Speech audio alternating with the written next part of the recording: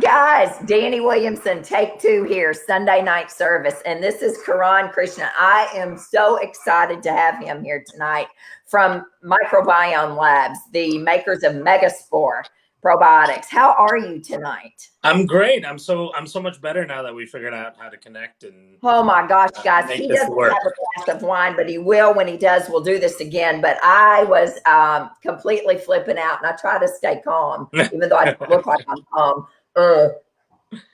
I'm not sure what happened there, but I am so honored tonight. Happy Easter, guys. It's Happy Easter Sunday. Easter. And I have worked for 2 years to try to get him on Sunday night service, and his schedule doesn't match up with mine very easily. And I am so thrilled tonight.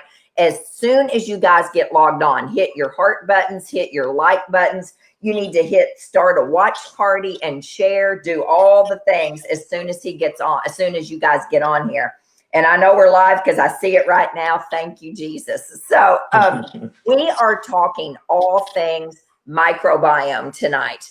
Look at all these amazing products that he makes back here, and we're going to talk about them. We are literally just going to have us a casual conversation on gut health, your immune system. We may throw in a little COVID-19, protecting yourself. We don't really know where it's going to go. We just made a decision. You guys know that I plan, and I do paper after paper after paper trying to get it together. And tonight we're just going to wing it. So This guy is one of the smartest microbiologists that I know. He's a brilliant man. I don't even understand microbiology, nothing about it. He was in research and development for years and years. He's done all kinds of things, and we're not going to talk about his bio tonight because you can go online and you can listen to his bio and you can watch all about him. We're going to dig right in here. I'm thrilled to death that he is the co-founder, I suppose, right, of Microbiome. Yep. Yes, with Tom. And the first time that I met Crohn, we were in New York City with my friend Lee. And Lee and Tom, Kiran and myself, we all went to my favorite Italian restaurant now, Factor 56. And actually, you guys had only been in business a couple of years. Yeah, we were brand new at that time. Yeah. Yeah, they only had Megaspore and possibly K27. I'm not sure. That would have just come out. Yes. Yeah. So really just Megaspore. So I just absolutely fell in love with this guy that night. We had a ball, and I was like, man, this is the smartest man. I just adore him. And every product that he has come out with since then has been a game changer for our patients. And his heart and his soul is in this. And one thing that I really love about Crohn is his integrity. And you all know that I am really big on integrity. And I think that you and I deal with such, you on a different level, me on a different level with patients, on such sick patients who are literally willing to buy the Kool-Aid, whatever it is we're selling, they're willing to buy it. And because they don't feel well, and they've been around the block for decade after decade, many times. And the integrity that Kiran has is what I teach in my office every day to our girls, is that we've got to have such integrity. And it's not about the money. We have to stay in business. It's not about volume. It's about quality. Yeah. And I'm a big, and that's one of the reasons that I absolutely adore you and what you do and your company. So let's talk all things tonight. People are logged on. Happy Easter, Jerry. It's good to see you. People are logged on. As soon as you get on, share this, and Kiran, take it away. What are we talking about tonight? Well, we can go in so many different directions, but let's start with giving people a basic understanding of the gut and your immune system, right? So I think a lot of people have been spending time at home, so you're probably spending a lot of time on reading up on things or watching videos and looking at listening to interviews and so on. So you may have heard that 70% of your immune system is in your gut, or upwards of 80% is in your gut. What does that actually mean? And let's put all that into context for people. Is your gut important for you to think about right now when we're really hyper focused on our immune response, right? We've got this contagion going around out there that our bodies have never seen. We're hoping that number one, we hope that we never come across it, but we're also hoping that if we do, our immune system is robust enough to respond to it appropriately, and not go haywire in the other direction. So we could talk about how the immune system itself goes haywire in the wrong direction, and maybe what are some of the risks involved with that. So let's give people like a good understanding of the defense mechanisms that you have within your body, so that you can start to put the pieces together. You can start to understand how the way you live, what's around you, how all of that impacts your immune system, right? So we could go that direction, if that sounds good. I think that sounds fantastic. And, I really want to focus on, and they know this, we need to build our immune system up year round, not during a crisis. Right. The time to get hyper vigilant about. I mean, you have to, but we've missed the boat if we don't do this year round, right? Yeah, and more often than not, what we're dealing with is a misdirected immune response in our immune system. We've got over 120 autoimmune diseases that we're now dealing with. 30, 40 years ago, we probably had less than 50. So now we've kind of created new diseases that we have to deal with. And these are all chronic, and many of them are very serious conditions.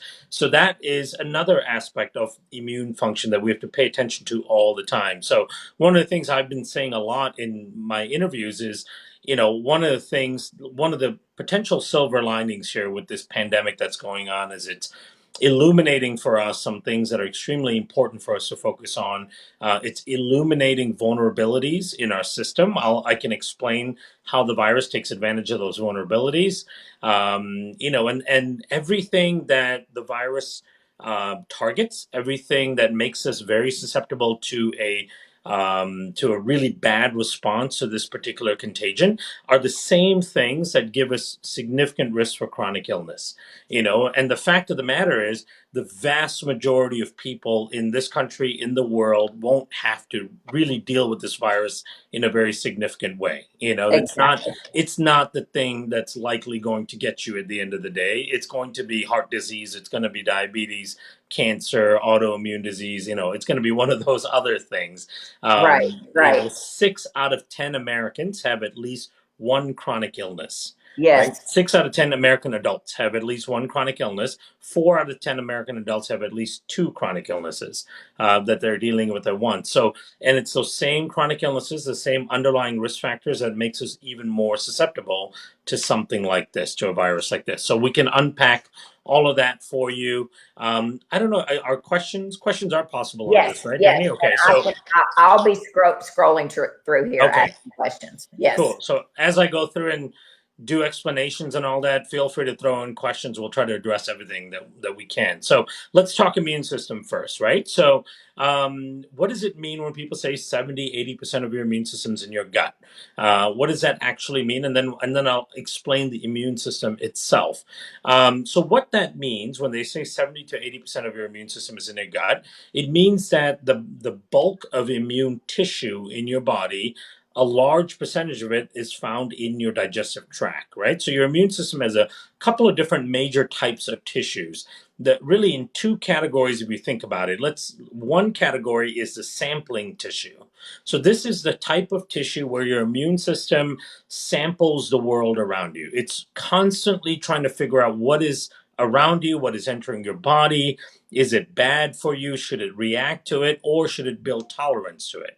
And this includes everything, anything you breathe in, anything that goes into your mouth, anything that comes through your skin, it enters your orifices in your eyes, your ears, everywhere, right? Everything that enters your body will go through an immune tissue where your immune system samples it and tries to figure out what it is and if it should mount a response to it, right? So that's one thing. That's a sampling tissue. Then you've got all these glands all over your immune system, and these are the sites of battle that go on, right? So if there is an infection somewhere in your body, it'll typically drain into a particular gland where the immune system starts revving up its defenses in that particular gland. And in fact, in many ways, fights the infection in that spot. That's why if you're not feeling well, you've got a fever, some upper respiratory type of symptoms, you go into a doctor, or you're going to see Dani. She's going to check your lymph nodes all around, because those are the areas of drain where the infection would drain, which will then indicate to your doctor or your nurse practitioner that you've got an infection, an active infection. Then it's time to figure out, okay, is it viral or is it bacterial? If it's bacterial, an antibiotic would help. If it's viral, you just kind of have to let it run its course. So that's the basics of where your immune system starts to function. So remember, you've got sampling tissue and you've got areas of battle called the glands, right? Now, the gut contains the vast majority of sampling tissue in your body, right? So you've got all of this area called the mucus-associated lymphoid tissue, or MALT, and then gut-associated lymphoid tissue, GALT. Basically, the entire lining of your gut is covered with immune tissue. And you might wonder, why in the hell is so much of my immune tissue in my digestive tract? Right. I mean, that's a basic and sensible question. Well, the reason is because the vast majority of things that enter your body actually enter through your digestive tract.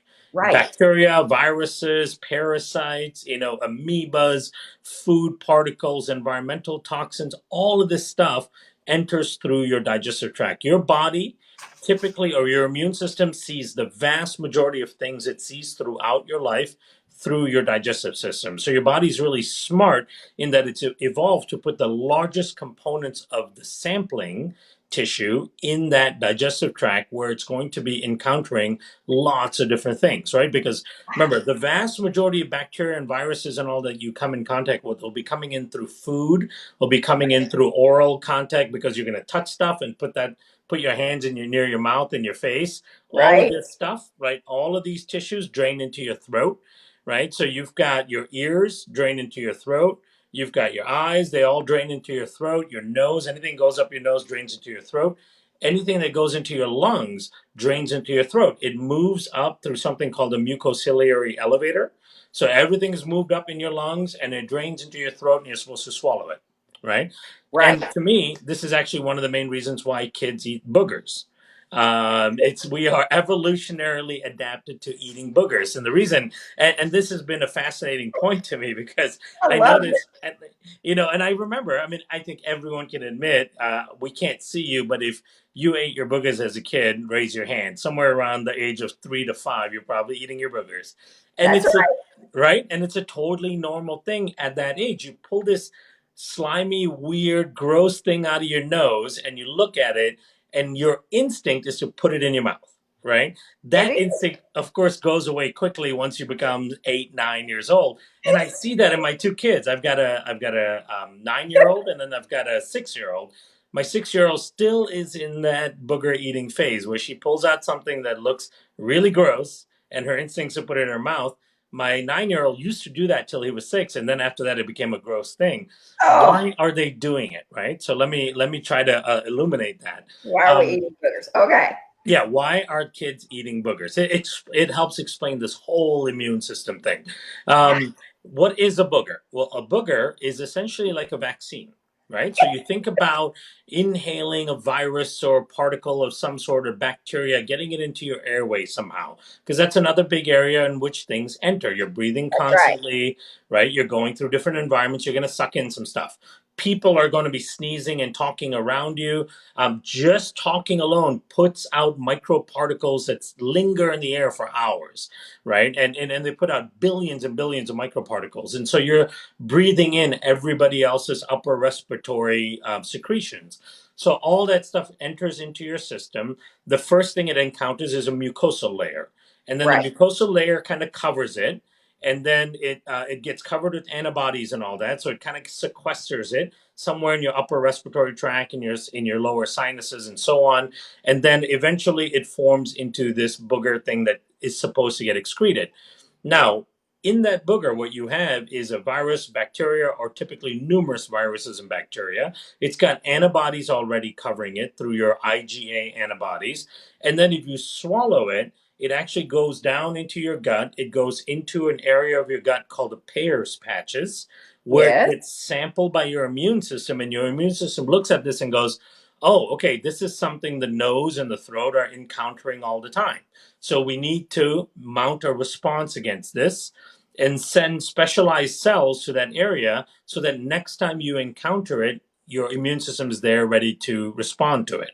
Okay. Right. So it's immunization. It's a very, very clear process of immunization to me. And it's just my tendency to try to observe the world around me and try to understand what is happening. That to me is the reason why, even till this day, the instinct exists in kids to eat their boogers, because that's a very important time where your immune system is building intelligence to understand the world around you, right? So it's called immune tutoring. That occurs over several years when you're after you're born. So all of this stuff is going on in your digestive tract. All of this sampling is happening there. You're going to be encountering the vast majority of things that your body has to understand and encounter and deal with through the digestive tract. And so the vast majority of your immune tissue is in the digestive tract. Here's the crazy part about this, okay? So imagine you are an immune cell. And you are in the digestive tract, and your job is to monitor every virus or bacteria or every microorganism and microbe that comes in, and to try to understand what is going to attack this human host of yours and what's going to be okay. All the while you are trying to figure that out, you are completely covered in viruses and bacteria, right? Every square millimeter of all of that immune tissue in our digestive tract is covered with bacteria and viruses and archaea and parasites and all kinds of stuff that lives in there normally all the time, right? Yes. So it's a really arduous job for your poor immune cells, whose job it is to check out every virus, bacteria, and microbe that comes in and try to figure out, is that a friendly virus or bacteria, or is that something Right. that's going to attack us, right? Right. and Right. and mount some sort of basal response to it, so there's some communication and some understanding. So it's a really hard job. It's kind of like if you were a detective and you're trying to solve a crime, and the description you have of the criminal is that it's somebody wearing 6 foot tall, wearing a black coat, and then you walk into a building and there's 500 people who are 6 foot tall wearing a black coat, and you are supposed to tap every one of them on their shoulder, look at their face, and try to figure out if they're the criminal. That's what your poor immune system is doing all the time. Now, how can it actually then do its job, right? How is it, while your immune tissue is covered in microbes, how can your immune tissue sift through all of that stuff and figure out what's actually going to be bad for you and what's not? Right. Well, the big mystery was solved, a couple of decades ago when they figured out something called immune crosstalk, meaning that all of the microbes that live in your system naturally, your commensal bacteria or commensal viruses that we use that word commensal. I don't know if people understand what the term means, but commensal means eating together, right? So the way the term came about is we're in some sort of mutualistic relationship with these microbes. We eat together all the time. So they're not harmful. They're not doing anything bad for you. In fact, they're doing lots and lots of good stuff for you. But these are your normal inhabitants. So these are the ones that are covering that immune tissue. This crosstalk is this really elegant communication between those microbes and your immune system, basically alerting your immune system to what's around in that microbial population, right? So your immune system early on starts to learn which microbes are your commensal microbes. And in fact, there's some data that our immune system pushes back and tries to decide which kind of microbes it wants in that space. And so, yeah, there's this kind of back and forth between the immune system and the microbes that are there. And then they kind of establish a nice stability where the immune system goes, okay, I've seen and recognized all you guys. You guys are all the normal inhabitants of this space. And then you guys, this is the immune system talking to the rest of the microbes. You guys need to try to help alert me when something new comes into this space. Right. So then it becomes that really important crosstalk where the microbes in the space are continuously sending information to the immune system and continuously alerting the immune system to new things entering the body. right? So that is a really, really important aspect of it. And so the function of our immune system, you can think about the gut part of the immune system where 70 to 80% of the tissue exists as a central command center of your entire immune system, right?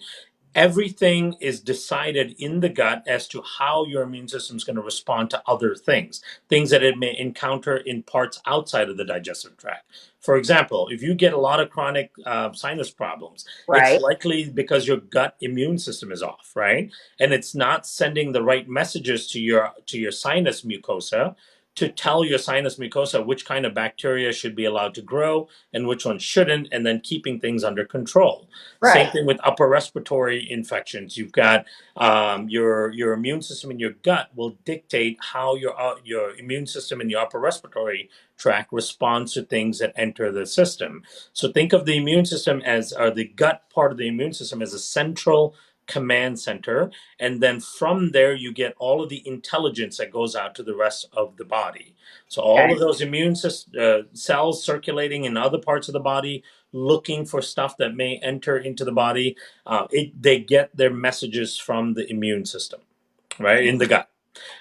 So that's the really important part. So then the microbiome plays a really important role. I actually have a diagram thing I'm going to pull. You do? Explain something. Yeah. We've had this, and I've been wanting to use it. So here's how, in the standard Western world, this whole communication between the immune system and the microbiome tends to go awry, and it has to do with leaky gut, right? Leaky gut to the gut lining and to the immune system is like a major health crisis. Yes. The immune system goes into full on crazy pandemic mode because now it can't talk to the rest of the microbiome in any significant way. So let me try to show you this. Can you see that, Dani? Yes. In fact, yes, I love this. Okay. I saw this on the website last night. Yes. And by the way, we're sending these, and it's dry erase. So we're sending these to all our clinicians. It's a nice board you can use in your clinic to explain to the patients how this works, right? So here's your standard gut lining. You've got your these are your intestinal cells that make up your intestinal lining. Here's your mucus layer. There's two sections to the mucus layer. You've got the mucin 2, which is the inner part, and then you've got mucin 1, which is the outer part. Now, all the microbes in your microbiome live in this upper part of the mucin 1 layer, right? This inner part, mucin 2, that darker blue layer, is relatively sterile, meaning that you've got very few microbes that actually exist in there. And that is the major conduit of communication between the microbes up here and the immune cells that are down here, right? Oh. So this is how it should look homeostatically. The microbes up here, so things enter your body up in this layer, right? The microbes up here send signals down to your immune system down here. Your immune system recruits some immune cells up here to check things out and gain some intelligence and then make a decision whether it should attack that thing or not. Once it decides it shouldn't attack that thing, then all of the immune response becomes simmered down. You have what we call oral tolerance. And that oral tolerance is really important. It means your body knows what it should attack and what it shouldn't attack, right? Okay. So if you have food sensitivities, for example, your body tends to attack certain classes of food protein, like dairy protein or whatever food proteins you may be sensitive to, it means you've lost oral tolerance. It means your immune system cannot tell very effectively the difference between something that's harmful and something that is normal and important for your system. So this is what it's supposed to look like. This area of communication is this mucin 2 layer. It's an important conduit for communication. And you've got a nice stable microbiome up here that maintains this entire structure. So this structure of this mucosa is actually maintained and produced by stimulus from the microbiome itself, right? So this is homeostatic. Now, when things go bad, it starts to look more like, let me see, like that. Talking about homeostatics, talking about like homeostasis, which is everything's in balance. Everything's in balance. Exactly. Yep.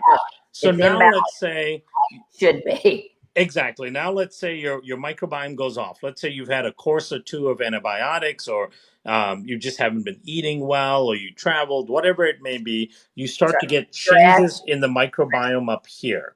When you Yes. start to get changes in the microbiome up here, you start to develop the opportunity for too many pathogenic or opportunistic bacteria to start to grow. And one of the things that a lot of these bacteria do is they start eating away at that mucin 2 layer, that important inner sanctum layer. These types of bacteria eat away at it. And so when they eat away at it, it breaks that mucin 2 layer, and then all kinds of things start flooding into this inner part of your intestinal lining. This inner part of the intestinal lining, remember, is supposed to remain relatively sterile. And if Right. it's not sterile, if you have all of these microbes leaking in into that part of the intestinal lining, what happens to your immune system? It permanently turns on inflammatory responses because it's trying to protect your body from these things invading in.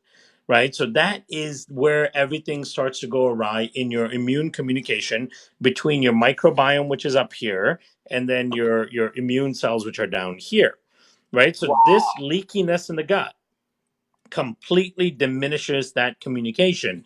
This leads to your immune system having to respond to everything it encounters with a super inflammatory response, right? So, I think many people can identify with this, where you used to tolerate certain foods, and then, at some point in your life you stopped, right? Or you developed an allergy that you never had before. All of a sudden you're allergic to stuff like ragweed and pollen and all that you never were as a kid, or all of a sudden you can't eat certain classes of food when you used to be able to eat them all the time. The reason for that is when your gut starts looking leaky like this, and all of those things fall inside this inner sanctum. So imagine you ate, you ate a dairy, a piece of cheese, and the dairy protein enters here, and instead of coming here and getting sampled properly in this part of the mucosa, it just floods right into this area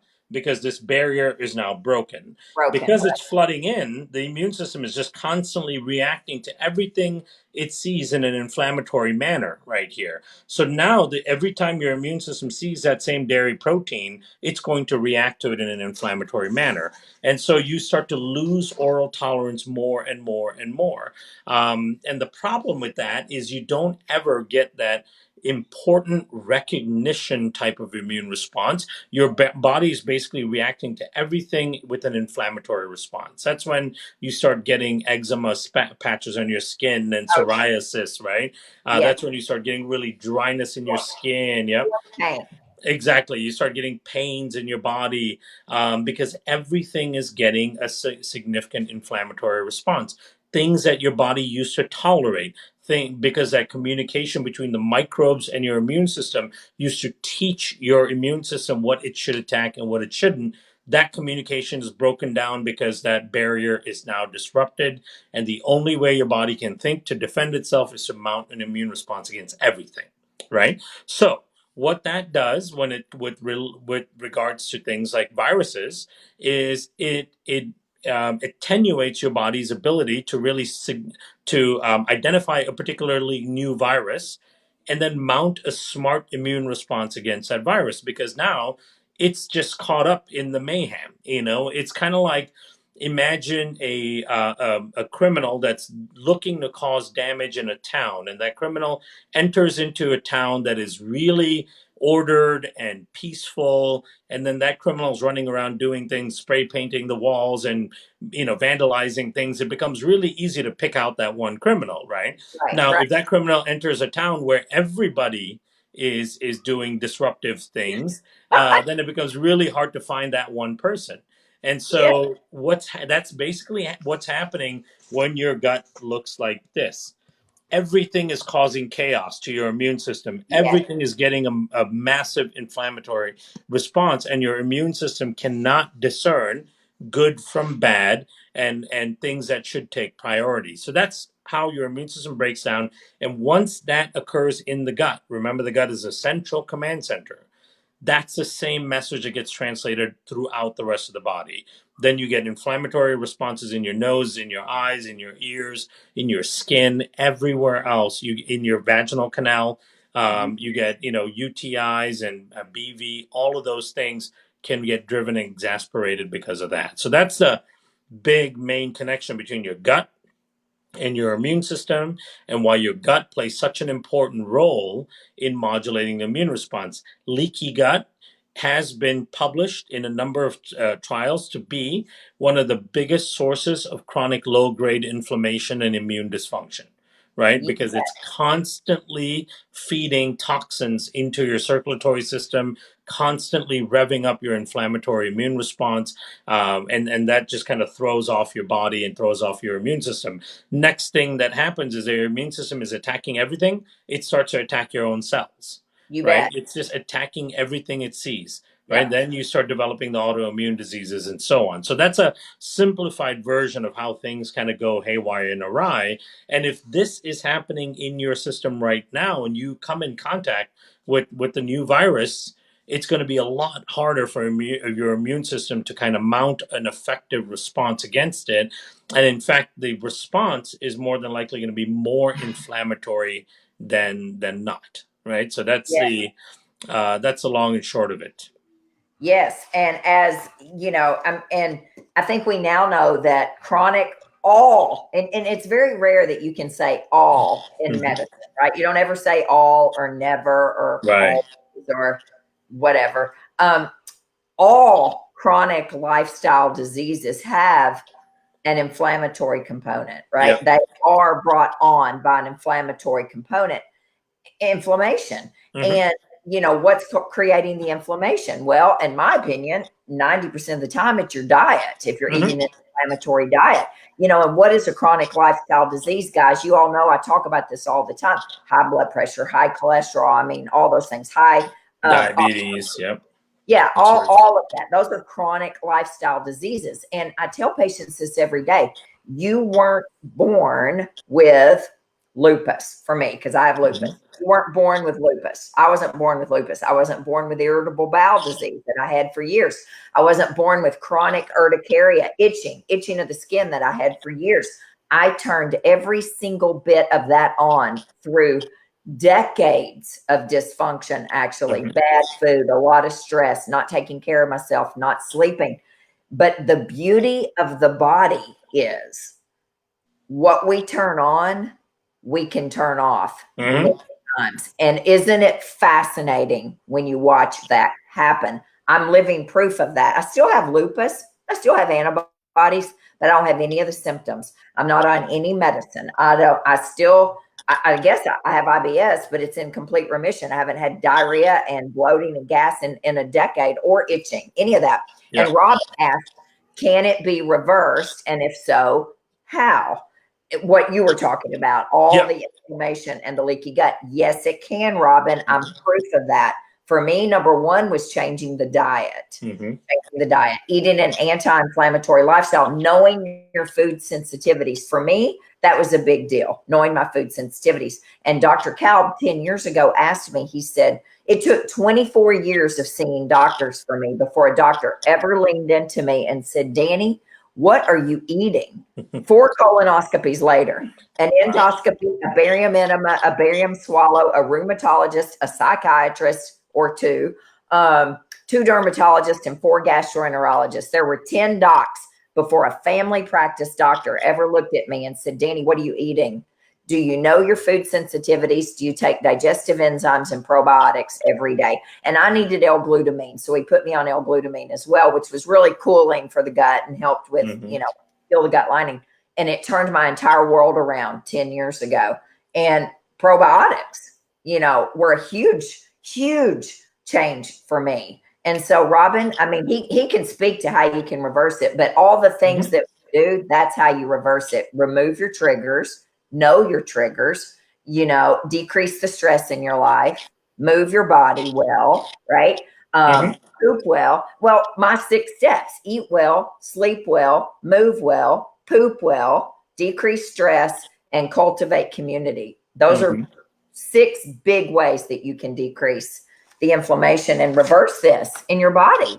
Yeah.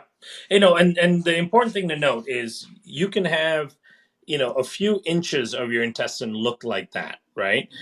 Especially when you're younger. Your gut can be pretty leaky and it's measurable in a clinical setting. And then, each section that becomes leaky like this, it actually promotes the next section to become leaky and so on and so on. So you could have for a long time just a small section of your intestinal lining being leaky like that, and you would never know it. It's subclinical. You feel fine, right? But you've got this thing brewing in your system. Then it gets bigger, longer, and longer. Then it gets to a certain length where you've got now a substantial amount of inflammation and translocation, we say, of toxins and all that. And then all of a sudden it becomes clinical. It's no longer subclinical. Now you start to feel things.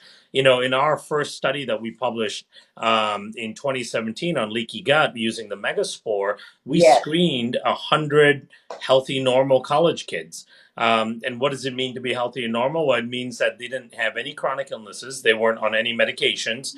They weren't being managed for any conditions at all. They were of normal body weight, normal fasting glucose, all of that stuff, feeling like they're at the prime of their lives. And when we measured the leakiness in their gut, 55% of them had real severe leaky gut, right? And again, it's subclinical at that point. Say that again. But yet had no symptoms. They were had no symptoms. Yeah, it's subclinical. They don't feel it. They feel totally fine. But every time they ate food and throughout the day, they get this huge increase in inflammatory response in their body. That is the foundation for chronic illness in the next 6, 7, 8 years, right? That 55% are the people that are going to go on and develop lupus. They're going to develop depression, anxiety, skin dysfunctions, autoimmune conditions, and so on, because that cauldron of disease is being set up and brewed in their system at the moment.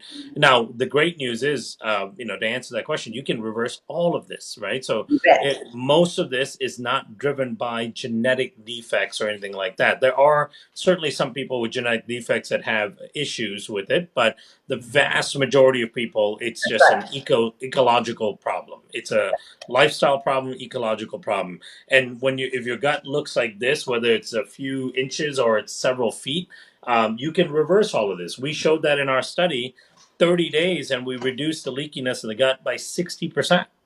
Talk about spores, because they're wanting to know about spore. I mean, you have probably 9 products. I don't know. We sell 1, 2, 3, 4, 5, 7 of. We sell the majority of what you do. Yeah. This is my favorite. This is this. I take this one every single day. Same here. Oh, you do? Okay, because I know that people would love to know about these 3 products right here: Megaspore, Mega Mucosa, and IgG 2000. Yeah. Because Sandy's wanting to know, what can you do for Candida if you've healed your leaky gut and food sensitivities but still have symptoms? Yeah. Kathy Ditton says, why do food sensitivities change? I've just had my 3rd test. What is underlying maybe my body doesn't produce that constantly causes gut issues to rebound? Well, now I can answer that one. Well, I can't answer it like Kiran can, but I think your food sensitivities do change. I do mine every year. Mine's different every year, depending on what I'm eating or what I've cut out. And so there are 4 things that stay on mine consistently for 10 years: gluten, dairy, eggs, cashews, and navy beans and pinto beans. I guess 6 things. They never leave. My body hates those 6 things. Can't stand them, no matter how I've healed my gut. Isn't it interesting? Yeah. And I listened to Kiran speak one time, and then I want him to talk about these products. And something I use every single day in the office with patients. Kiran, you said, I want my gut to be a resilient gut. Yeah. Right? To where if I want to go out and have a burger and a bourbon with my friends, that I don't pay for it for days, or I can't remember the words you used, but basically call the waiter over and tell them I've got every sensitivity known to man, right? Get the chef over, call ahead of time, all those things, because nobody wants to be that person. No. And it's quality of life, right? I mean, all of this is about being resilient. I think we can, most people can feel pretty good if you are 100% on top of everything and never put a tiny drop of anything bad into your system, but that's just not life, That's right? not real life. It's not. It's not. We need to be able to go out to eat. We need to be able to eat with our friends. We need to not have to worry about whether that pan they cook your dish in touched a gluten pan, and all of those things. You need a little bit of leeway, and that leeway comes from resilience. You bet. And the human system is designed to be really quite resilient. We, as an evolutionary creature, we didn't have a lot of physical capabilities like other animals do, right? So if you imagine humans evolving in the savannah in Africa, you've got elephants that with this really thick hide and massive bodies and huge tusks and are powerful animals and can walk for thousands of miles when they migrate back and forth Right. between where the water is in different seasons. You've got lions that have, they're extremely powerful, strong predators, big teeth, amazing senses of smell and night vision and all this cool stuff. And here you are as a human, you're kind of feeble compared to these other animals, right? You've Right. got Right. almost no protection on your skin. You'd freeze to death or you would overheat pretty easily. Yeah. And we can't defend ourselves that well against a predator without using our minds, and B, being able to eat almost anything. So one of the things that really has helped humans through the course of evolution is the fact that we are pretty resilient and we're omnivores. So take a lion, for example, that I just mentioned. A lion is an obligate carnivore. As powerful as a lion is, if it doesn't have meat, let's say there's a drought in the savannah, and the wildebeest and the other animals that the lions eat are all dead and dying, and their numbers are really low, a lion will starve to death. A lion cannot go and eat a shrub. A lion cannot go and eat fruit. It cannot eat little insects and things like that. It will die. Wow. The wildebeest that the lion feeds on, if there's a drought, if its plants aren't there, it can't go and eat a squirrel. It can't go eat worms. It'll die. And so humans were able to evolve through all of this. Number one, because we have big brains and we are smart, and we can create tools and all that to defend ourselves and figure things out. But also, we can eat almost anything. If there's a Right. drought, we can dig in the ground and eat worms. We can pick, we can get nuts and forage for fruits and get roots and tubers and eat animals. We can do all of that stuff. So we've got this amazing capability that lends to the resilience that we have within our system. And Right. to me, a big part of health is about being resilient. You can You bet. feel okay by being really vigilant and avoiding lots of stuff, right? But Yes. the quality of life is not quite there. So you build resilience starting with the gut. Increasing diversity in your gut builds your resilience. So how can you do that? Like Dani mentioned, the first and probably the most important thing is diet. Yes. The more diverse your diet is, the more diverse your gut microbiome will be.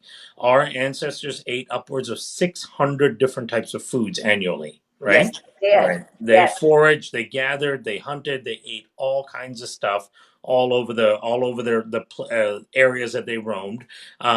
Your average Westerner eats maybe like 10 or 12 different types of foods. 12. I was going to Right? say 12. Yeah. And some people would be pushing that. Yeah, 12. Right. exactly. And I mean, some people are just basically down to like corn or corn-based stuff, wheat-based stuff, some soy maybe, and one or two types of meats.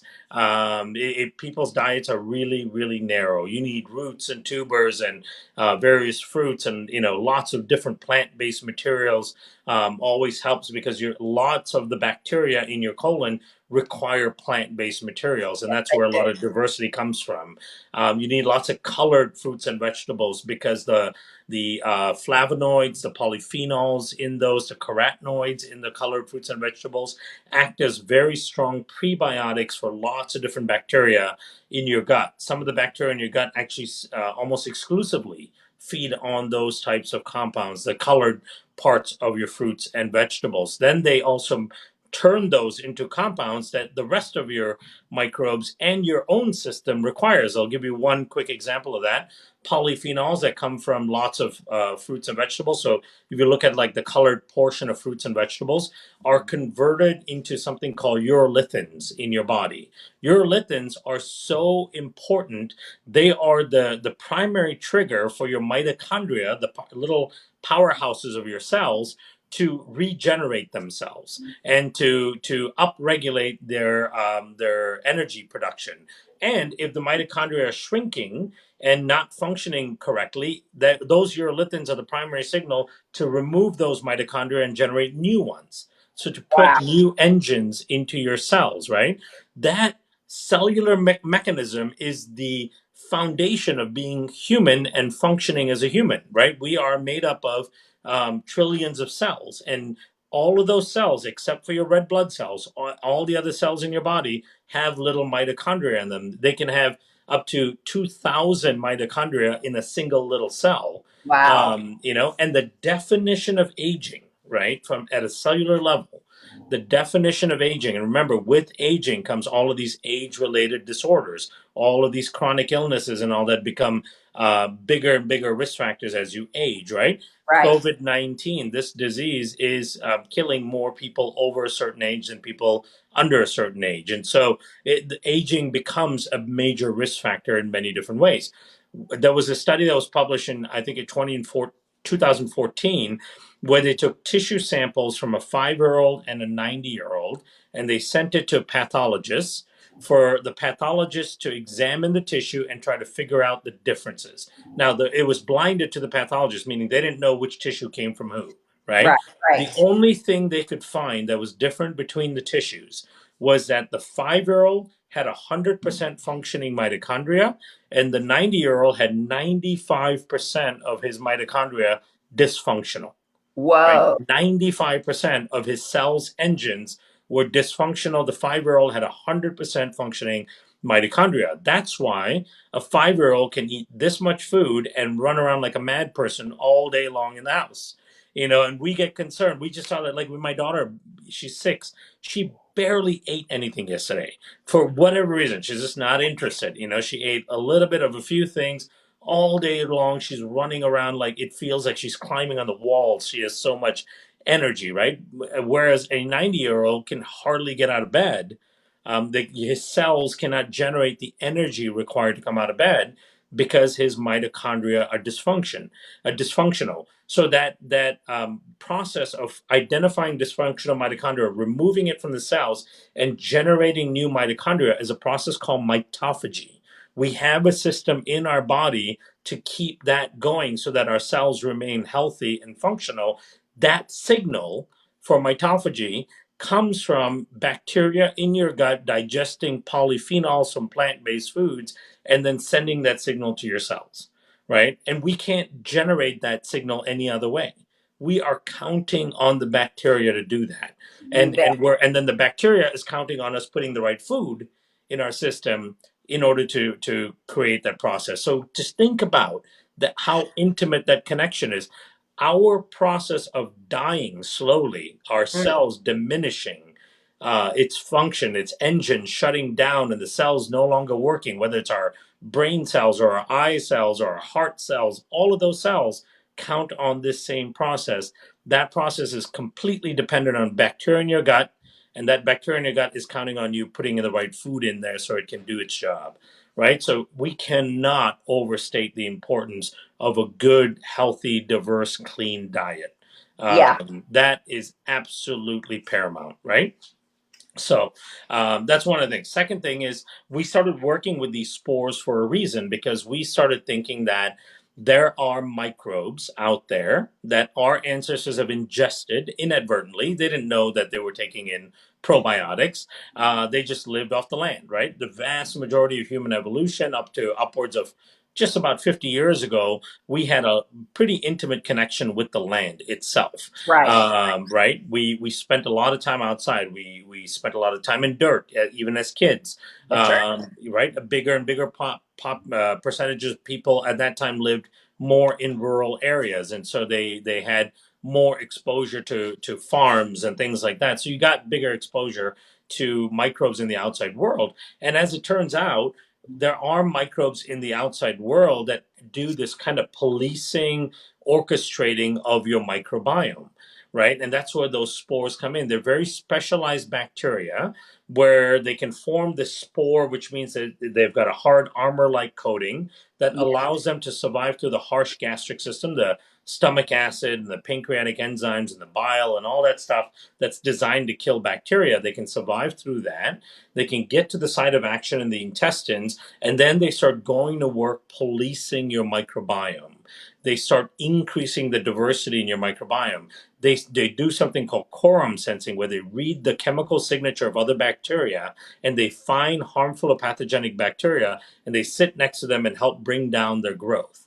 They present these kinds of bacteria and harmful things to your immune system, thereby alerting your immune system and upregulating your immune system to go, hey, something's not right in here. We're going to try to figure this out and mount a response. The spores do that. They actually improve that kind of immune alertness and immune response. They also help you break down your food. And then they produce all of these really important compounds that not only other bacteria need, but your intestinal lining cells, in order to repair that damage, requires things like butyrate, for example, short chain fatty acids. So they're doing all kinds of really important orchestrative stuff in your gut. And, our first study was on the Megaspore, and we had patients that had this, and we could measure it because they were getting severe inflammatory responses in their gut. 30 days of just taking the probiotic, nothing else. They didn't change diet, anything else. Over a 60% reduction in the leakiness of their gut and the inflammatory responses as a result, right? So it was a massive, massive change to the microbiome, to how your gut lining functions, the rebuilding of the gut lining, and your immune response in general change completely, and your metabolic response change completely. Your glucose tolerance levels improve. The ghrelin function, the hormone, the hunger hormone, significantly improved. So, using that as an aside, one of the things we saw that was really interesting was when people's guts were messed up, when they had really bad leaky gut, this gut brain communication didn't really function that well, right? So one of the ways we measure that is through hunger hormone, ghrelin.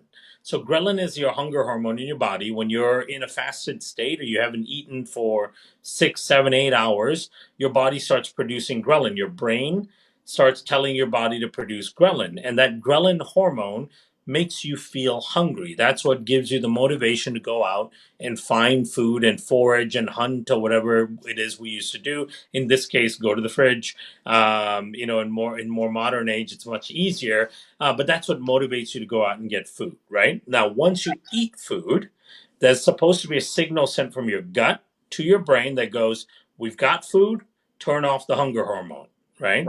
That doesn't happen in the Western society. That's part of what drives chronic obesity and overeating. It's called ghrelin resistance, right? And then leptin resistance goes along with it. Leptin is that satiety hormone. So one of the things that's supposed to happen when you eat food is ghrelin levels come down, hunger hormone levels come down, leptin, the satiety hormone, starts to go up.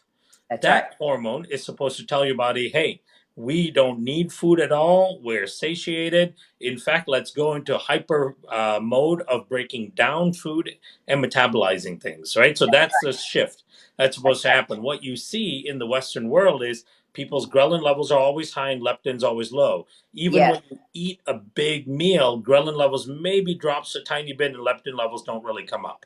That's called ghrelin leptin resistance, and that's a feature of obesity, diabetes, metabolic syndrome, and all that. So what we saw in our study, and these were not overweight people, but we saw this ghrelin dysfunction where we would bring them in fasted to the lab so their ghrelin levels would be high. Then we'd give them a 2,000 calorie meal at this point, right? And their ghrelin levels would barely drop from that 2,000 calorie meal. So their gut is not communicating with their brain to say, we've got enough food, stop producing the hunger hormone. Then after 30 days of taking the probiotic, their ghrelin levels will be here when they're fasted. When we give them the meal, boom, the ghrelin levels will drop 50%. within the first 3 or 4 hours. So all of a sudden, we've restored the communication between the gut and the brain, where the gut is telling the brain, hey, we've got plenty of food, stop producing hunger hormone, right? So we're fixing and that was just with the probiotics. So we're fixing the metabolic response, we're fixing the immune response, we're fixing the gut lining itself, we are fixing the microbiota, that we're increasing the diversity by about 30% just from adding in the spores. We are helping the gut produce a number of really critical compounds like short chain fatty acids. So all kinds of things are being repaired. And that's basically one of the ways in which you reverse it. If you tighten up your diet and you add in the spores, you're doing a tremendous amount of change for your gut, for your immune system, and so on. Fantastic. Yeah, I want to tell you, I've had nothing but great response. I mean, on occasion there's people who say, "Oh my gosh," rarely, but it happens. Totally. But this Megaspore, so most other probiotics, and I've got some other ones in the office, I'll have them take it when they go to bed at night. But Megaspore we take with a meal, correctly? Correct? Does it activate it? Yeah, it activates the spores because the spores are in a dormant state in the capsule, in the bottle. And they can sit like that for years. They never die. They don't have to be refrigerated. And then when you eat them with a meal, because in nature, that's how you would be getting them.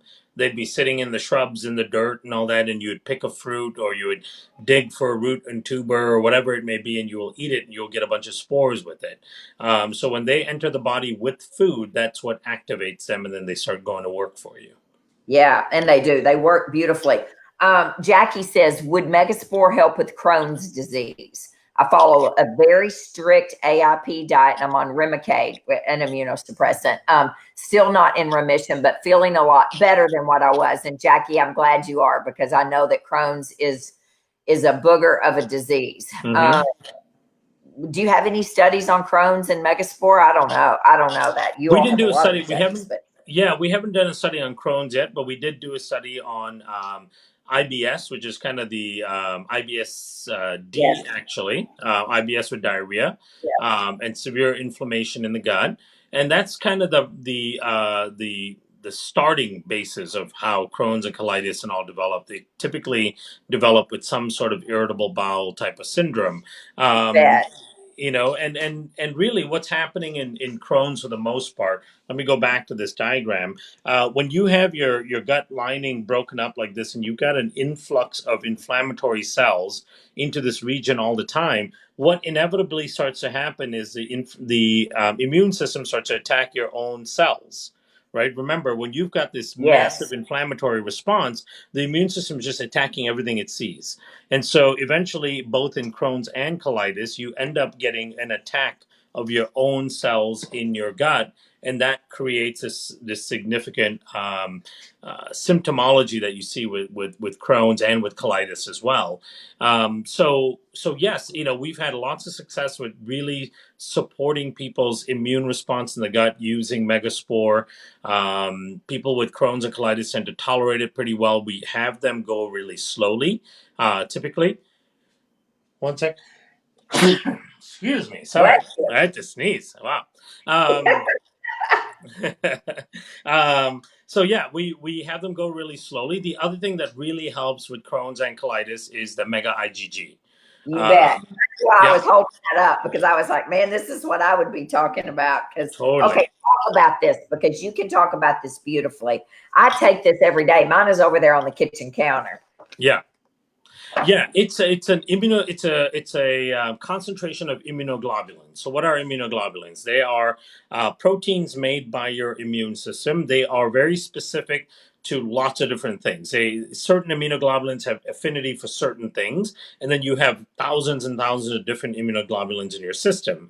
The long-acting immunoglobulins are called IgG. They give your immune system memory, and they remember stuff that your body has seen years and years ago, right? That's how you could have had measles when you were a little kid and be immune to it the rest of your life, because the IgG antibodies to measles hang around for a long, long time, and the cells that produce the immunoglobulins hang around for a long time.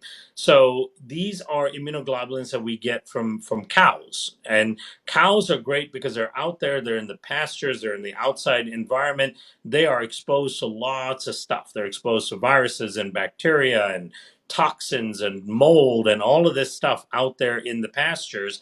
And so their immune systems become really robust and produce these immunoglobulins against all kinds of stuff, right? So they are like little drones that are specific to certain inflammatory things or toxic things. And then when they see those things, they bind on top of them and basically neutralize it. Right, so that's what immunoglobulins are. Now, the way the product is made is you take serum from cows and then you spin out and you concentrate the immunoglobulins, and then you can use it as a human in your gut. They basically stay in your gut and they float around in your gut lining looking for toxins, looking for bacteria, viruses, bacterial toxins, viral particles, looking for mold, looking for environmental toxins. All of this stuff that they are designed to attack, they're looking for. And the moment they see it, they'll bind it and neutralize it so it doesn't cause an immune response or any sort of damage in your body, in your gut. And so they can really dramatically bring down the unfavorable type of immune responses in your gut. In fact, they have a number of published studies, and that's why we started working with that particular product, because they've got studies in HIV enteropathy. HIV enteropathy is a severe form of leaky gut that HIV patients get. Right, and it's very similar, almost exactly the same physiology as this, but it happens faster and more aggressively in HIV. And in fact, the NIH, the National Institutes of Health, published a paper saying that HIV patients have a higher risk of mortality determined by how leaky their gut is. Right, so the more dysfunctional the gut is, the more leaky it is, that higher rate of mortality they have, and that was more predictive of their rate of mortality than viral load itself. What? Right? The NIH said this? Is that what you just said? No, they didn't use the term leaky gut. They call it HIV enteropathy, but they describe it as a leakiness in the intestines and translocation of toxins from the digestive system into the blood. Wow. So they talk about permeable intestines, right? And so that was part of the challenge for the research community to find a solution to this HIV leaky gut called HIV enteropathy. Right. This particular product, this immunoglobulin, has had 2 to 3 published studies on HIV enteropathy showing that even in that very aggressive form of leaky gut, it basically helps regenerate the lining of the gut and bring down that inflammatory response that goes on in that crazy leaky gut. Then they have done studies on inflammatory bowel disease as well in pediatrics, showing that it can actually really modulate the immune response that's going on in the gut, in the digestive tract of inflammatory bowel disease. So the combination of the spores and the immunoglobulin has been extremely powerful for people with almost any kind of condition as supportive tools for your gut, for your immune response in the gut, and the rebuilding of that gut lining. That is those two together. And those two are the two things that I take religiously every day. I don't forget. I use a number of our other products, but those are the two that I never forget. And then our second best-selling product, the immunoglobulins are third. The second best-selling, it is. The second best is the Megamucosa. Megamucosa, which I got right here. Yes. Yep, and the Megamucosa has 1 gram of the immunoglobulin in it, but it also has polyphenols. Remember I talked about earlier how important polyphenols are for the microbiome. It's got a really important citrus polyphenol in there that has all of these studies on improving the immune response in the gut lining, of increasing the diversity in the microbiome, of reducing the leakiness in the gut. So it's got the polyphenol, it's got the immunoglobulins in there at a 1 gram dose, and it's got these 4 key amino acids that we found good research on showing that those 4 key amino acids are the 4 main building blocks of this mucus layer that you need to regenerate in order to stop this leakiness in the gut. And there were studies that show that when you have those 4 key amino acids, you regenerate that mucus layer by about 95%. And nobody was using those in products. So we put it in there. So this mega mucosa takes care of a lot of stuff, but it having that extra immunoglobulin through the mega IgG is highly important as well. So the way we do it with people with real severe gut issues or inflammatory issues, they take their 2 Megaspore a day. Some cases they'll take a little bit higher, and then they'll do a scoop of the mega mucosa each day, mix it in a thing of water, and drink it throughout the day. And then you could take upwards of 4 of the mega IgG either when you wake up in the morning or before you go to bed. And that gives you like a total protection and the tools that your gut and your microbiome need to improve its function and so on. So this says do not consume if you have a beef allergy, but what about a beef sensitivity? Because I do a lot of testing, allergy and sensitivity. You know, I use Dunwoody Labs. I use the IgG, IgM test.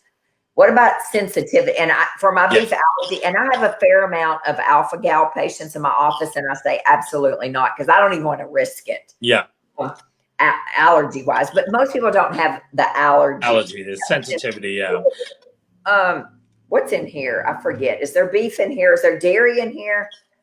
No, there's no dairy, but the IgG's in there, so we do make the beef warning in there too. Yeah. But that again is if you are anaphylactic to beef. You know, if you're sensitive to it, and there's no beef in the product, we just have to make that clear as well. Because the serum comes from a cow, the rules are in allergen labeling is you have to label any sort of relationship to the primary source of allergen, right? So that's why. There's no beef in there at all. There's no beef protein. There's nothing in there that would actually trigger an immune response. But when someone is anaphylactic or severely allergic, it's really important that they know and are aware. And I would say if you're anaphylactic to beef, then I wouldn't do it. If you're sensitive to beef, meaning you eat beef and it really doesn't agree with you, there should be absolutely no problem at all. Right. Yeah, I'm telling you, I think those 3 products, this product right here, Mega Mucosa, when Jackson went to Southeast Asia last summer, my son, or whenever it was, a long time ago, he got so sick over there. He got sick in Bangkok I thought he might die. He thought he might die. He had a scorpion on the street in Bangkok, a fried scorpion. And as soon as I saw it on Snapchat going down his mouth, like all the way down, I thought, oh, we're in deep trouble. And he was so sick. Anyway, long story short, by the time he got home, he was still sick. But this, he swears by this. He swears that this healed his gut. And this was the only thing he was doing. He wasn't doing Megaspore or IgG. He only used Mega Mucosa and swears by that it was it. And I had a lady walk in the other day to the supplement store, and she was so difficult initially. Like it was one of those, oh, what am I going to do? Nothing works for this woman. Nothing I do helps. Yeah.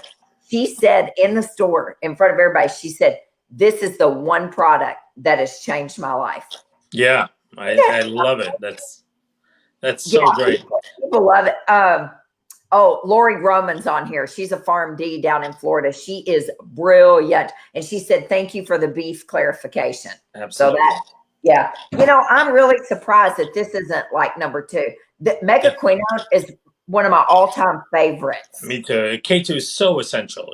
You cannot overstate the essential nature of vitamin K27 and all of the things that it protects against. And it's one of the most well-studied natural compounds in the world. It's insane the amount of studies there are on vitamin K2 and the size of these studies.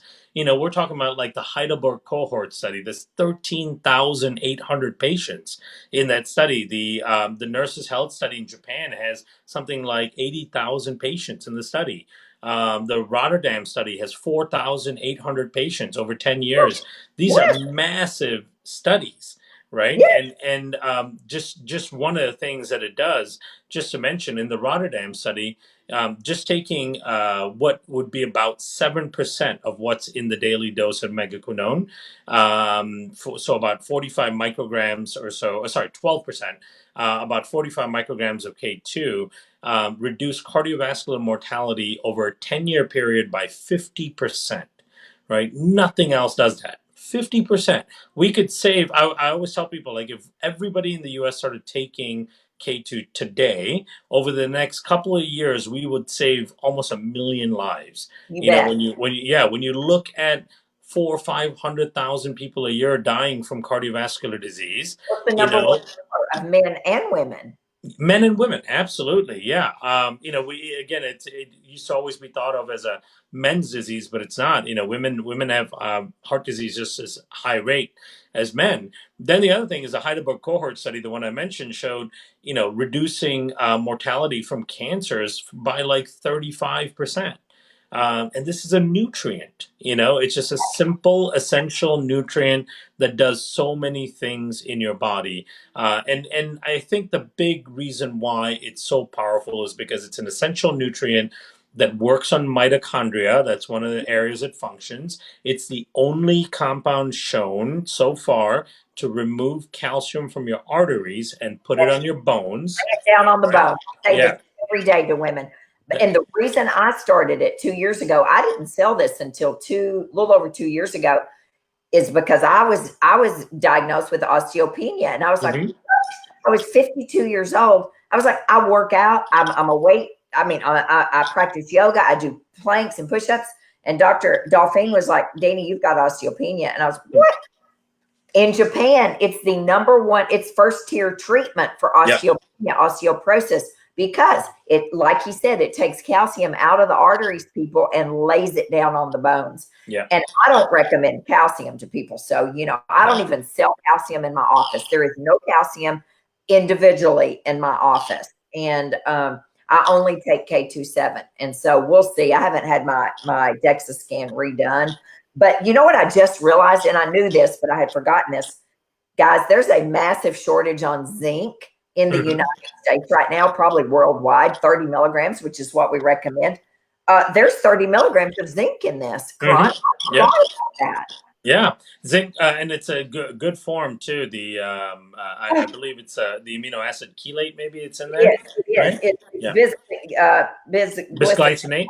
Yeah, bisglycinate. Yeah. Then magnesium is in here as chelate, and there's 400 milligrams of magnesium in here as well. This is one of my favorite products. I mean, I would have figured this was number 2. I've loved this from day one. It was our second product that we launched. As you remember, when we first met, that was the only other product there. And basically, when the Mega Mucosa came out, its effects were so profound that people really started talking about it. Like you said, the one patient that came in and said that this is the only thing that's ever helped her. We just started getting so much response to it that it just soared up there to become number 2. So Megaspore is always number 1. That's the foundational product, and we now have in the U.S. over 25,000 health practitioners that use it regularly, on their patients, and we just published 2 more studies on it. One on triglycerides. We saw a 90-day study on triglycerides that published, and then another one on hepatoprotection, which is published in Journal of Nutrients. This was fascinating because this was the hepatoprotection one is an animal study. What does that mean, hepatoprotection, for those that are listening? It's liver protection. And we induce liver damage. You can induce liver damage to mice using acetaminophen, right? So if you go overdose on the acetaminophen, the liver becomes damaged. It's a standard way of inducing liver damage, to study liver damage in animal models. So what we did is we had control mice, and this was done by a gastroenterologist in Romania. He had control mice. He would give them acetaminophen at high doses, and then measured all of the changes in liver enzymes, and then after you sacrifice the mice, you do all the pathologies and look at how the liver got damaged. Then he did silymarin, which is milk thistle, but a prescription grade milk thistle, which is known well to be protective of the liver. And then he did the Megaspore. And what he found was that in both the Megaspore and silymarin arms of the study, they had significant liver protection, equal in many respects. And the Megaspore, when you look at the pathology, actually had better protection for the liver.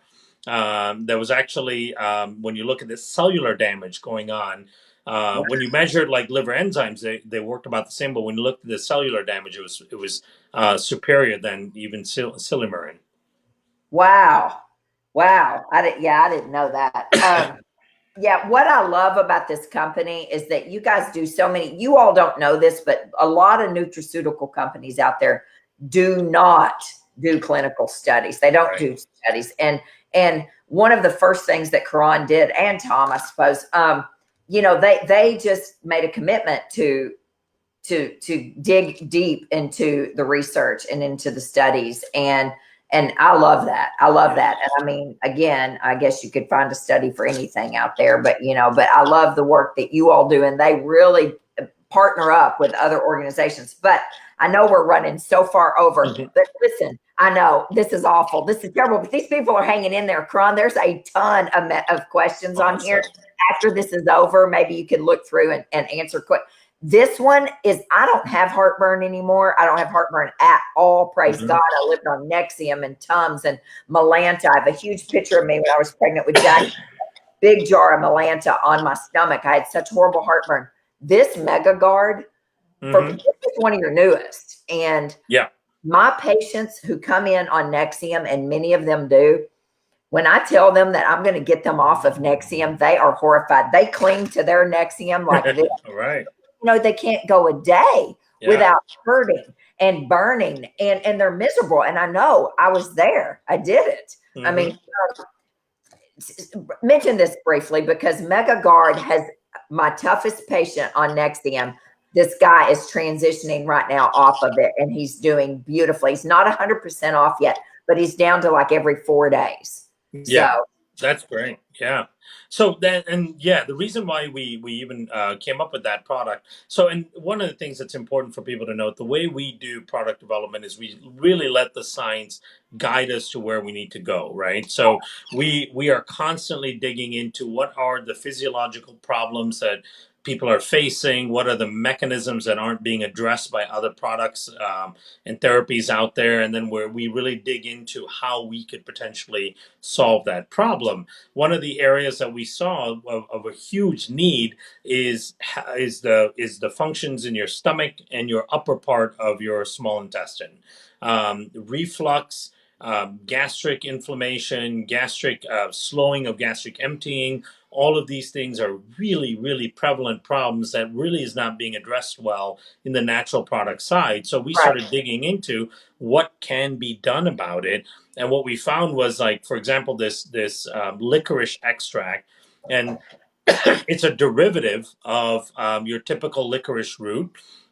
That derivative controls a pathogen called H. pylori.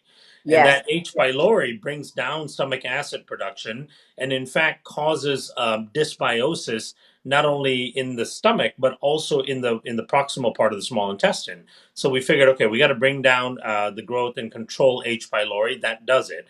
And then there's this artichoke extract that we found out of Spain, which is actually a prescription drug in parts of Europe for that very reason, for reflux, for slowing of gastric emptying. And what is gastric emptying? It is actually, when you eat something, you feel that heaviness in your stomach and it doesn't go away for a long time. That means the food is just stuck there in your stomach and it's not emptying appropriately into your small intestine, and it's actually putrefying in the stomach.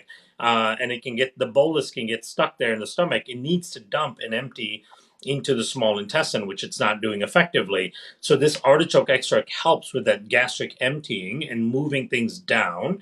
And then it also helps with bile flow. And bile is really important for sequestering fats and fat-soluble nutrients, and then also toxins and everything else that comes in your body, and then preventing an overgrowth of bacteria in that small part of your bowel. So it helps in so many different ways with food movement in that first part of your digestive tract, which is a part that we felt we weren't addressing effectively through the other products. And so we said, all right, we need a tool for this part of the digestive tract. And it's been a game changer for a lot of people, as you've said too. So it's a very exciting product. And I take it often when I go out to eat.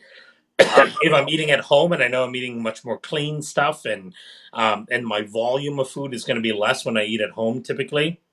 If I'm going out to eat, I usually take one with me. Oh, really? I didn't even think about that. Yeah, because you just never know what's in those.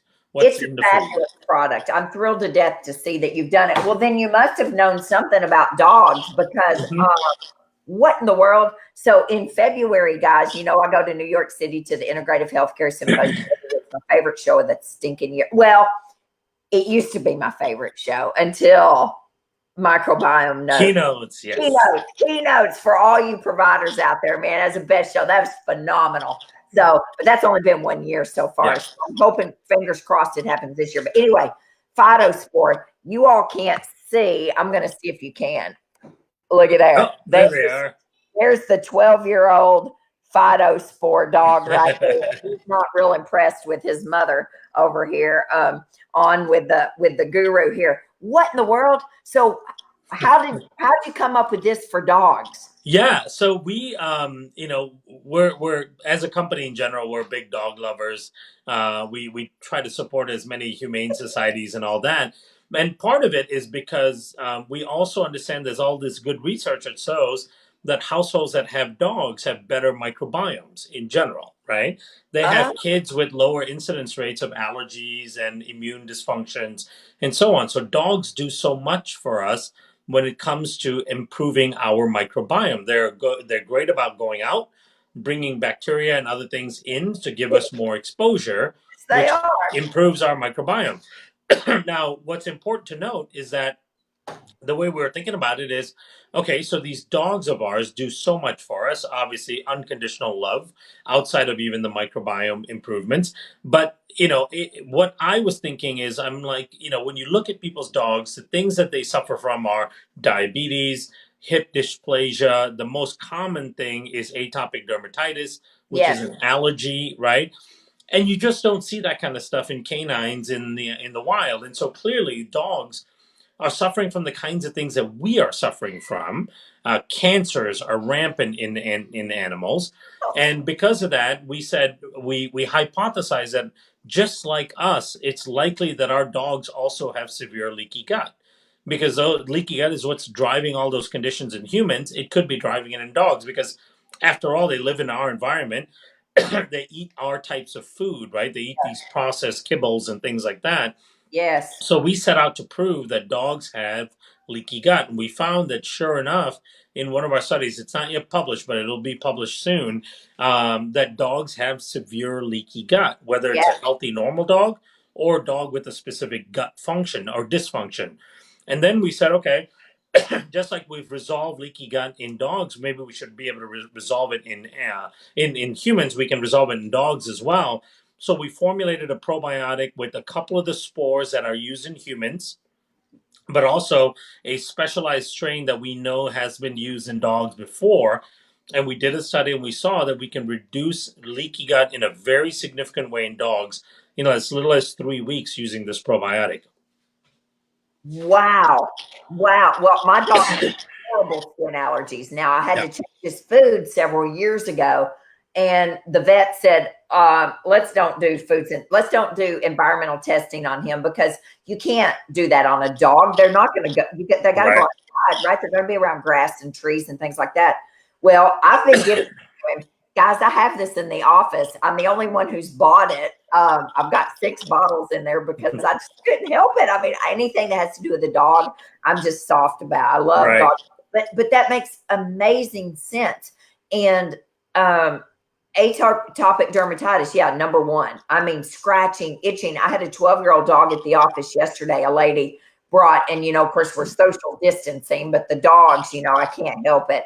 But the dog itched all the time. Right. And yeah. maybe. And they're chewing their paws and all that, you know, that's. Yes. Yeah. Well, I had no idea. I didn't know the whole history behind it. I just bought it as soon as I saw it in New York at the show. I was like, we got to get it in. But Karan, we are so over. It's not even funny. 20 minutes over, guys. You all have asked so many questions. Maybe Karan will be able to do you want to do a quick rapid fire for 5 minutes of questions? We'll just let's do it. Vicky Carlton, would any of the products help with histamine intolerance, mast cell activation syndrome? Yeah. So the probiotic, we have lots of people with those conditions that take the probiotic, and then the IgG as well, because a lot of it is kind of dampening that immune response, that inflammatory immune response. Anytime you can do that, it'll help with that particular condition. So, and you don't have to worry about this probiotic turning on histamine response. It actually counteracts some of that. So you could really be helped that way. 2 people have asked, what do you have in your program here for sluggish bowels? She said, I'm taking Mega IgG. Sounds like I need Megaspore though, and K27. Yep. The Megaspore for sure for sluggish bowels, because one of the things that drives sluggish bowels is leaky gut. So there's an endotoxin called LPS that leaks through in your gut, and it goes up your vagus nerve into your brain stem, and it blocks something called the dorsal vagal complex. That dorsal vagal complex, when it blocks it, it stops peristaltic movement in the bowels. So that is one of the biggest drivers of stasis, which means the stopping of the movement of the bowels, is that leaky gut and the jamming of the signal in the brainstem. So in order to get the bowels moving, you really do need to stop that leaky gut. And then the Mega Guard, which Dani had showed in the beginning, really helps with food movement in the upper part of the gut. So I would try both of those. Try the Megaspore. You're doing the IgG, which is great, and that's going to really help with the immune response in the gut. But add in the MegaGuard for the gastric emptying and the bile flow, which is really important for getting the bowels moving. And then get on the Megaspore because you have to stop that leaky gut. Well, 2 people on here said it's the best acid blocker ever. MegaGuard is amazing. I've got all kinds of people saying this. Okay, there's another one on here. Oh, there was one I wanted to say. We were talking about. Oh, I don't know. Kathy, which bacteria or product increases motility for chronic constipation? Well, you just answered that. Yeah. Actually. And so, yeah, and we talked about Candida already and leaky gut. Okay. Mm-hmm. And we do have that Candida product, the Mega Myco Balance. I don't know if you have a bottle of that or not. I don't have that. Okay. Yeah, and that's great for Candida. So that attacks Candida in a couple of different ways. One is what we found is that you can take antifungals that bring down the growth of surface fungal pathogens like Candida, right? So, but the problem with fungus is they have this barb, this hyphae, that sticks in the tissue. It's like a weed, right? It's like if you have a weed in your garden, you go chop off the weed at the surface, it's going to come right back because the root of the weed is still in there. So we formulated this product with 2 different active ingredients, one being propolis from bees, from honeybees, and the other one being this castor oil derivative called undicyclinic acid. Between the 2, what we go after is we go after the surface Candida and that hyphae that's barbed in. It interferes with the binding of the hyphae. So it's a 2-pronged approach to doing that. When you take that with the Megaspore, the important part about that is once the Candida is alleviated from that space, you need to fill that real estate with good bacteria. That's what the spores help do. If not, the Candida will come right back, right? So use the Mega Myco Balance, it's called. Using that with the Megaspore, huge improvement in people with chronic Candida. What? How did I not know this? Sandy Campbell, I'll be getting that in next week, okay? Because Candida is difficult. It's like you said. Difficult. Okay. So, and like she said, she's cleaned her gut. She's healed up her leaky gut. She knows her food sensitivities, and she's still struggling with it. So, yeah. Melissa as well. Okay. So I'll get Mega Myco Balance. If you guys can't wait for it though, literally between last night and today, And by noon tomorrow, we will have our online store open with Microbiome Labs, the patient direct. Yeah. And the code will be Dani, D-A-N-I. Simple as that. You guys can go to microbiomelabs.com. It's already in the link here. But it won't be active until tomorrow at noon, which would be Monday, April the 13th at noon. But then you can log on and you can use the practitioner code and get whatever you want. Or you can come in the office and get it. But Kiran, I am so grateful. And I know this went so long and it was totally chaotic at the beginning, but you have no idea how grateful I am. And so many people have commented on here and we are very thrilled. If you guys are thrilled and happy that he's on here, hit your heart button, share this for sure, and go to their website. Their website and their YouTube channel are loaded with webinars. Yeah, interview. Our biggest mission is, a couple of things. Number one is providing practitioners like you the tools that you need to improve people's health. Number two is making discoveries. We think any company in our space needs to be investing in research and science to make discoveries, to add to the collective wealth of knowledge out there so that we can all do better, right? Things we might discover, everything we publish might give another researcher, another company an idea to look at something else in a different way. And then the third part is education. I spend so much of my time doing interviews and webinars and all that because I think, knowledge is power.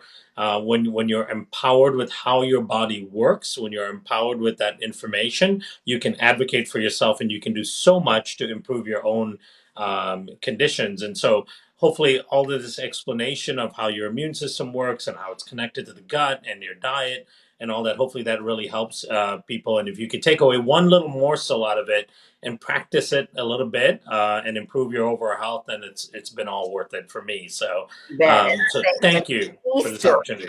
Out loud. Here we did this on Easter, and there were a gazillion people. Kevin's on here too tonight, so awesome. I can't wait to get that visual that you have because I found that yesterday. But we have a book coming out this summer, and this week we're starting the Poop Well chapter. So the timing was perfect for me. And Megaspore is going to be a big part of the Poop Well chapter. And I'm going to talk about the products in there. Yeah, I'm excited. So Kiran, appreciate you so much. Happy Easter. Happy Easter to every single one of you guys. And you guys stay safe, stay in. And this is going to be over soon. I mean, it is very, very soon. The quicker the more we stay in, the more we stay home. Faster it'll be done. Yeah. The quicker we get to get outside and back to our life. All right, guys. Appreciate you, Crohn. Thank you. X out yet. Bye-bye.